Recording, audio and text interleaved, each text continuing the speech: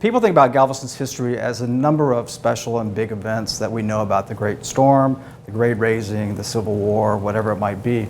But really, Galveston is made up of people, individuals who came to Galveston, explored the island, lived here, made their fortunes here.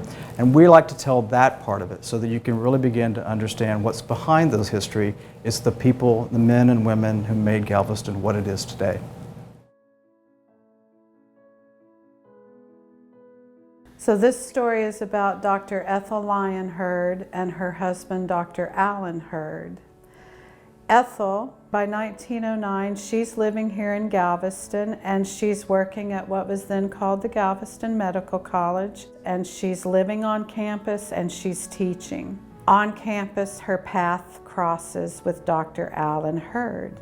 He earned his medical degree in 1906 from the Texas Medical Department in Galveston. And in September of 1910, he and Ethel were married. They then returned to Galveston together. They resumed their work, and they set up house at 1610 Church Street. They're married in a wonderful environment of happiness and recovery and celebration in Galveston. We've bounced back from the 1900 storm. We've built our seawall. We have raised the island behind the seawall. The Galvez is being built. It's almost finished. The Galvez was a sign of recovery and to let everyone know that Galveston was open for business again. We were a tourist destination. So as Ethel and Alan are living on Church Street, war breaks out in Europe.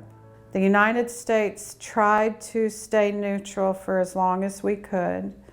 We were brought into the war by a couple of acts, the sinking of the Lusitania, and then the infamous Zimmerman telegram, which came through Galveston.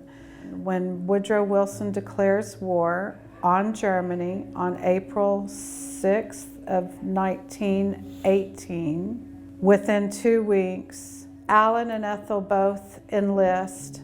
Ethel is delegated to the Red Cross, and she's sent to France, where she oversees a hospital for war orphans in Chalon-sur-Marne. While she is there, she encounters a young war orphan named Jean Thibodeau. His father had been killed in the war.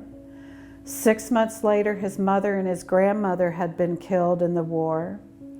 She somehow bonds with this little boy for whatever reason. He's 2 when she meets him.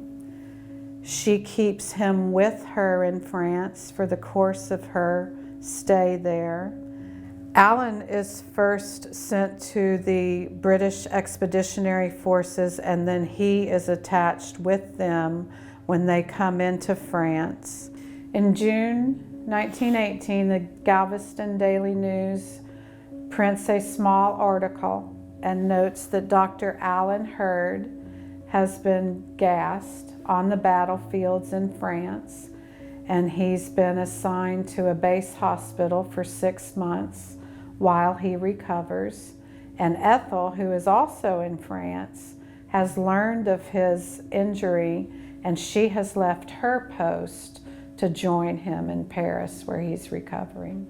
Then she applies for an emergency passport for young Jean Thibodeau, and she brings him back to the United States, where the 1920 census records she and Alan and young Jean residing in Austin with a French nurse.